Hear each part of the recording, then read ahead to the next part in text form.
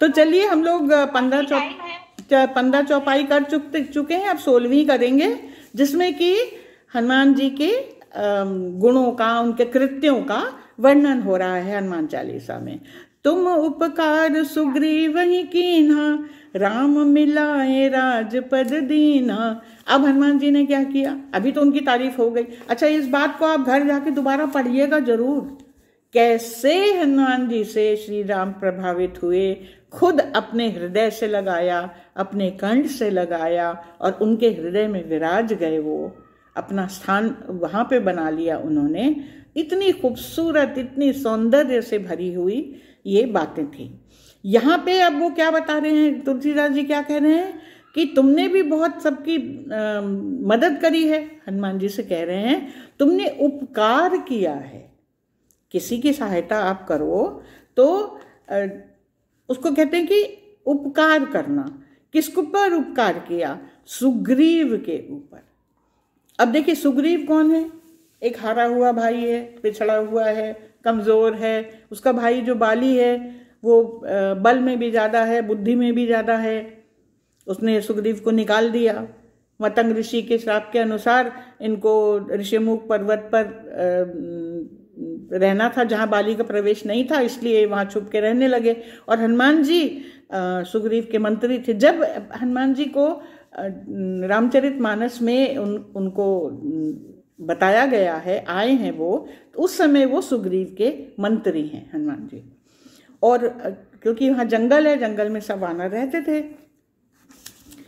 अब जब इन्होंने देखा कि सुग्रीव को जरूरत है, अकेले वो लड़ नहीं सकता बाली से, और उसने देखा कि जब राम और लक्ष्मण जब यहाँ आए तो हनुमान जी क्या करा उन्होंने, वो देखिए अभी था ना, तरह तरह का रूप बनाते थे, तो वो ब्राह्मण का वेश बना के रामचंद्र जी के पास गए थे।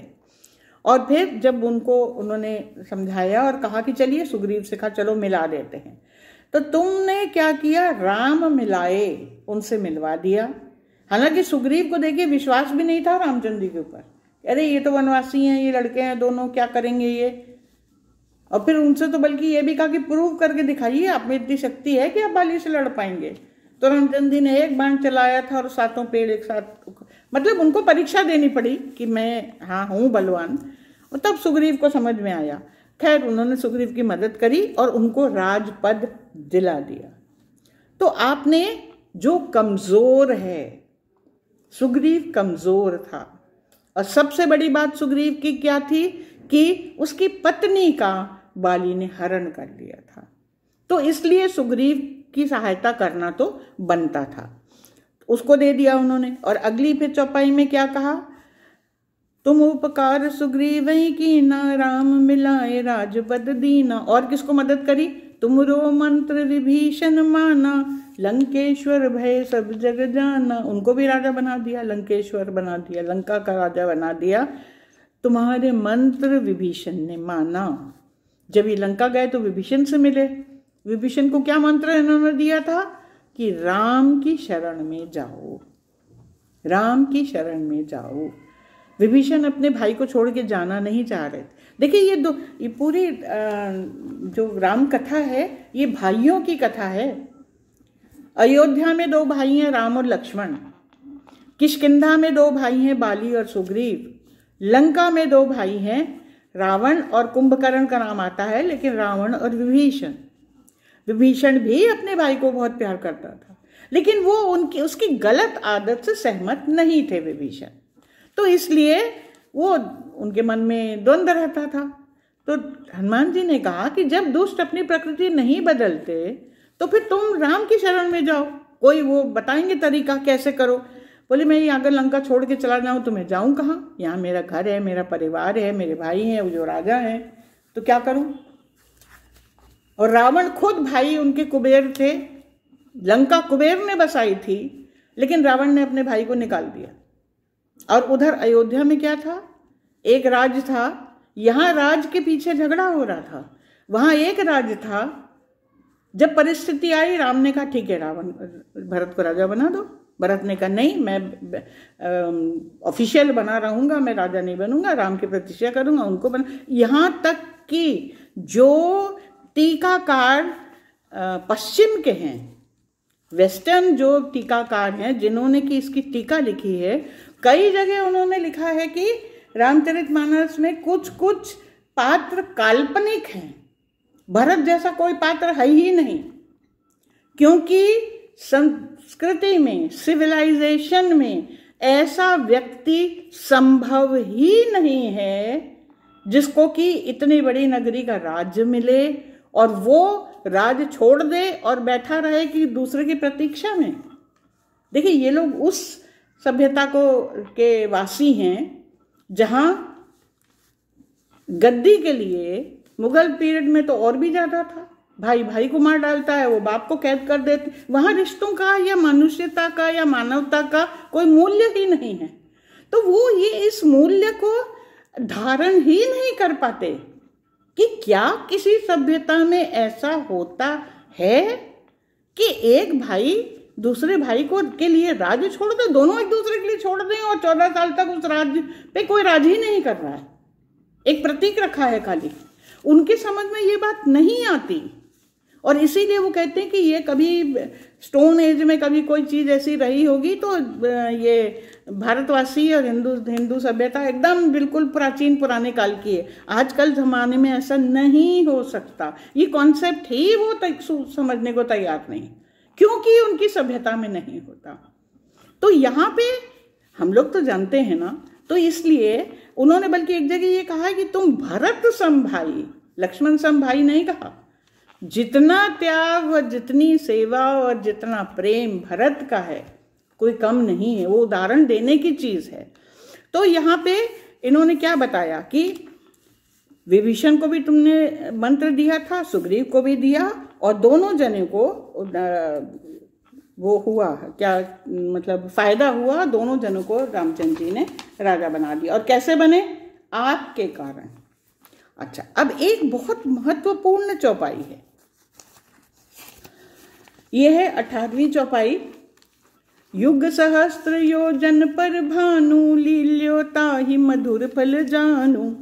सबसे पहले, समय न खत्म हो जाए इसलिए पहले ही समझा दें, ये 500 साल पहले तो हनुमान चालीसा लिखी थी, और तुलसीदास जी ने ये जो लिखी, तो जो हमारी जो पुराने वैदिक शास्त्र अस्त्र जो हैं, जो बातें थीं, उनको सबको आधार बना करके वाल्मीकि से कुछ लिया और पुरानी बातों का आधार बना के तब ये लिखा गया है। तो ये उस जमाने की चर्चा है, हजारों साल पहले की। हमारे यहाँ की विज्ञान इतना विकसित था, हजारों साल पहले धरती से सूर्य की दूरी की गणना तभी कर ली गई थी, जो आज अभी हमारे तो इस युग में, इस सेंचुरी में नासा के साइंटिस्ट ने ये कैलकुलेट करा है, ये गणना करी है, ये तभी कैलकुलेट कर ली गई थी। इसमें क्या लिखी है दूरी? युग सहस्त्र योजन पर भानु। भानु कहाँ है? सूर्य कहाँ है? किस जगह पे है? इसको देखिए, समझिए। युग 12,000 साल का एक युग होता है, 4-4 हजार के 4 होते हैं, 12,000 साल का एक युग। सहस्त्र, सहस्त्र का मतलब होता है 1000, 12,000 इंटू 1000। योजन, उस समय दूरी, जमीन की मतलब डिस्टेंस नापने का जो यूनिट था वो मील था। कितने मील? योजन, उसके पहले भी योजन था, तो बाद में जब वो मील में कन्वर्ट हुआ तो 8 मील एक योजन होता है। तो अब ये गणना करिए आप, 12,000 इंटू 1,000 इंटू 8 मील, और जो संख्या आती है 960000000। अब आजकल मील नहीं होता, आजकल किलोमीटर होता है, तो 1 मील में 1.6 किलोमीटर होता है। तो अब इसको उससे गणना करिए, तो जो दूरी की एक संख्या आती है 153600000, ये संख्या नासा ने बताई है कि सूरज से पृथ्वी की दूरी इतने किलोमीटर है।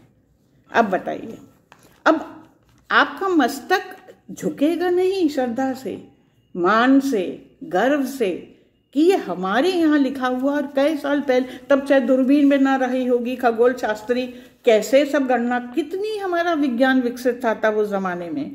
तो इन्होंने क्या बताया, युग सहस्त्र इतने दूर जो भानु था, जो सूरज था, लील्यो ताही मधुर फल जानो। अब देखिए, आपको हमेशा बार बार हम कहते हैं जब इसको पढ़िए भक्ति भाव से तो पढ़िए, साहित्य की दृष्टि से पढ़िए। साहित्य में बहुत सारे अलंकार होते हैं, कालिदास, एक तुलसीदास, इतने अलंकार इन लोगों ने हर पंक्ति में अलंकार प्रयोग किया है। ये अतिशयोक्ति अलंकार है।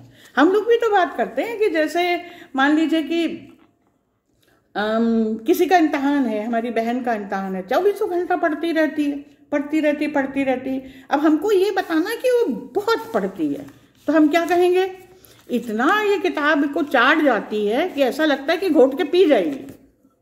अब हम इसकी व्याख्या क्या करेंगे कि किताब को घोटा जाता है, फिर उसको पिया जाता है। देखिए, ये भाषा की अपनी मर्यादा है। इसको अतिशयोक्ति डाली जाती है, लिखी जाती है, समझ लीजिए, मतलब बहुत ज्यादा, इतना ज्यादा, इतना गुस्सा उसके ऊपर आ रहा है, लगता है उसको खा जाएगा।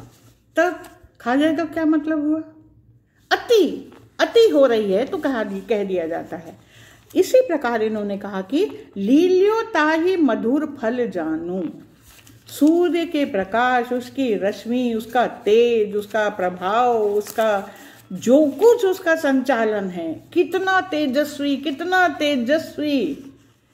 हनुमान जी ने सहज ही सारा तेज, अब जैसे कोई मामूली खिलौना हो उनके लिए, एक फल समझ लिया उसको उन्होंने। और साक्षात यदि समझना चाहे तो ठीक है भाई, उड़ान छलांग लगा ही लेते थे, तो छलांग उन्होंने आकाश में लगाई और सूर्य को पकड़ लिया। मतलब उतने तेज से, उनका तेज उससे भी तो 10 गुना होगा, तभी तो वो उतना तेज वो संभाल पाए वो। तो ये जो माप होता है ना, डिस्टेंस जिसको हम कहते हैं, जैसे काल होता है वो अधीन होता है एक गणना के, ऐसे ही जो गति होती है, जो माप होता है, वो भी अधीन होता है। और जो परम तत्व होता है, जिसको हम शिव तत्व कहते हैं या कॉस्मिक कहते हैं, या अन्य भी जितने भी मानने वाले लोग हैं अपने अपने तरीके से उसको मानते हैं, उसकी कोई सीमा नहीं होती, वो असीम होता है। इसीलिए कालातीत कहते हैं, वो काल से परे हैं, वो समय से परे हैं, क्योंकि समयों में एक निश्चित धुरी में ये बंधन में रहते हैं। तो हनुमान जी उस श्रेणी में आते हैं, देवता की श्रेणी में, जहां उनके लिए इससे माप मतलब नहीं चलता। इसलिए आप इसको दोनों तरीके से समझ सकते हैं कि कैसे उन्होंने उसको गणना करी और कैसे उसको साधा। इस वाली चौपाई में उन्होंने सूर्य को साधा, उसको निगल लिया एक फल समझ के, उसका सारा तेज अपने आप अंदर समा लिया, सारा ज्ञान अपने अंदर भर लिया। और अगली पंक्ति में उन्होंने क्या साधा, जल को। अभी गर्मी को साधा, अग्नि को साधा, सूर्य को साधा। अगली चौपाई में प्रभु मुद्रिका मेली मुख माही, जल दिलांग गए अचरज नाही, जल को भी साध लिया उन्होंने। तो ये हनुमान जी की जो क्रियाएं हैं, और हम लोग ये जलधि लांग गए की विस्तृत, क्योंकि इसकी व्याख्या होगी, तो इसको हम लोग अगली बार करेंगे, अगले बैठक में। उसकी पहली लाइन क्या है, पहली पंक्ति क्या है, प्रभु मुद्रिका मेली मुख माही। प्रभु ने जो मुद्रिका दी तो कितने सरल हैं, ये राज मुद्रिका है भाई। उस पे ब्राह्मी लिपि में, क्योंकि उस जमाने में तो ब्राह्मी लिपि थी ना, देवनागरी लिपि तो बहुत बाद में आई है, राम नाम लिखा हुआ होगा, लेकिन दिखाया क्या सरल है, मतलब इनोसेंट जिसको कहते हैं, सिंप्लिसिटी, सादगी। अच्छा ये अंगूठी दे दी, अच्छा बंदर की आदत होती है हर चीज मुंह में डाल लेता, तो वो अपने उसी स्वभाव में आगे सरलता कहाँ रखूं, उनके वस्त्र ऐसे कोई जेब वेब तो है नहीं कहीं, उन्होंने कहा चलो मुंह में ही रख लेते हैं अपनी। क्या सरल बात है, कितनी सरल, सबसे ज्यादा सुरक्षित मेरे अंग के अंदर ही रहेगी। तो इस सरलता के साथ, और कैसे उन्होंने अग्नि को नागने के बाद जल को भी साधा है, ये 19वीं चौपाई में है। तो हम लोग जब अगली बैठक में इसको विस्तार से लेंगे और फिर आगे कोशिश करेंगे कि 10-15 एक साथ कर लेंगे, तो फिर 1-2 बैठक के बाद हम लोगों का संपन्न होगा ये हनुमान चालीसा। उम्मीद है कि समय आपका लगता है, लेकिन ये एक एक शब्द को समझने का अपना ही आनंद है। और आप लोग अगर दोबारा जा कर के इसको ध्यान से सुनिए, पढ़िए, गुनिए, खाली सुनिए नहीं, खाली जो जैसे हमने कहा सांस आ रही है नहीं, सांस लीजिए, समझिए हनुमान चालीसा को, और फिर हनुमान जी को प्रणाम करिए, उनकी शरण में जाइए। वो कितने सरल हैं, वो कितने, जिसको इंग्लिश में कहते हैं ना कोई बच्चा, ये वो स्वीट, सो क्यूट, बिल्कुल वैसा ही है। इतने प्यारे हैं, इतने सुंदर हैं, प्रभावशाली हैं, वो एक अलग चीज़ है, लेकिन इतनी सरलता से हमें उपलब्ध हो जाते हैं। ये हम अगले वाले बैठक में देखेंगे। और तब तक के लिए आपको सबको प्रणाम, और पढ़िएगा हनुमान चालीसा प्रेम से। धन्यवाद।